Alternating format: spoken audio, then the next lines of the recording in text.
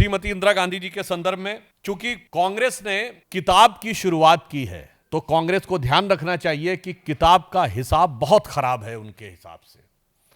तो किताब का हिसाब किताब उनके लिए बहुत सी चुनौतियां लेके आ रहा है। तो मैं सिर्फ कोट करना चाहूंगा कि पॉल मैगोर की बुक है spying in south Asia, Britain, United states, India and the secret cold war. उसमें वो क्या कहते हैं?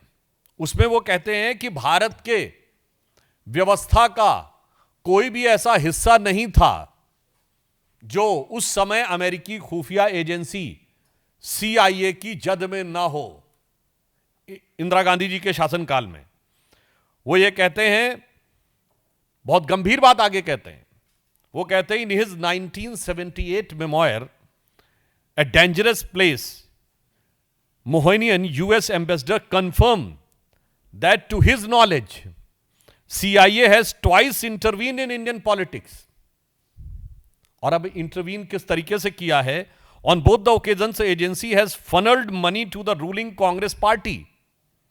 In one instance the ambassador charged that the CIA money has been passed directly to Mrs. Gandhi in her capacity as the party president। मुझे लगता है कि अब इस कंप्रोमाइज को एनालाइज करने में किसी को बहुत समस्या नहीं होनी चाहिए। फिर कहानी सिर्फ इतनी नहीं रुकती है, इसके बाद के ये सब पब्लिक डोमेन में है। ये भी मैं कांग्रेस पार्टी से कहना चाहता हूं, ऐसा नहीं कि हम कोई एक नई चीज खोज के ला रहे हैं, हम सिर्फ जो सामने खड़ी चीज है उस पर से पर्दा उठा रहे हैं। VK Menon retained considerable influence with Indira Gandhi, दो Krishna Menon Mrs Gandhi has been so imbued with the ideas which closely fit the Soviet requirements. फिर उसके बाद सोवियत संघ के साथ एफिलिएशन की बात आती है, और उसके उपरांत यह तो CIA का उदाहरण है।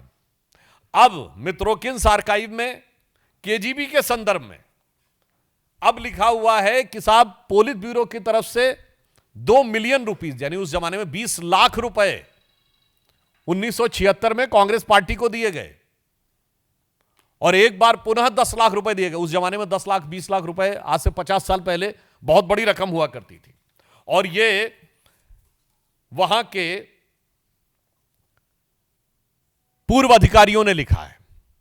अब आइए साहब, इसके आगे वसेली मित्रोकिन एक अधिकारी था KGB का, जो सोवियत संघ के विघटन के बाद बहुत सारे दस्तावेज वहां से लेकर चला गया, और लंदन में जाके उसने 2006 में KGB के दुनिया भर में ऑपरेशंस के ऊपर किताब लिखी 2 भाग में, Mitrokhin's archive KGB and the world, part 1 and part 2। Part 2 में भारत के बारे में लिखा है।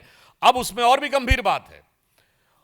इन इंडिया लिखा हुआ है, in India on Moscow's insistence back in May 1976 that India altered the exchange rate of rouble on the import of Soviet goods from rupees 8.33 to rupees 10 to the rouble.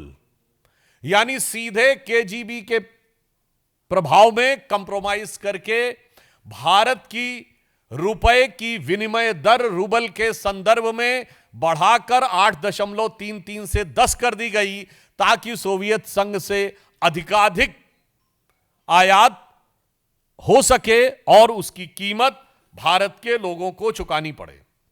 अब उसके उपरांत थी 1977 में कांग्रेस की हार के बाद बाकायदा मॉस्को में बैठक हुई कि भाई इतना सब कुछ करने के बाद भी हम हार कैसे गए। अब उसके बाद भी किसी को नहीं समझ में आता है कि क्या कंप्रोमाइज होता है